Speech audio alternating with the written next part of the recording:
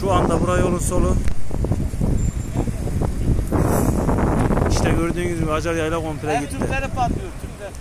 Televizyon tüpleri, televizyon. Gitti komple. Şu an Acar Yayla Orman İşletme Şefliği'nin olduğu bölge yanıyor. Yolun sağına da atladı, buradan da atladı yangın.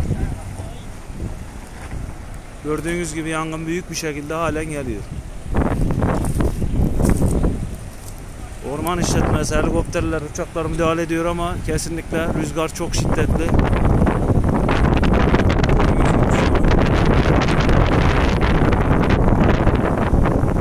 Ve karşı durum.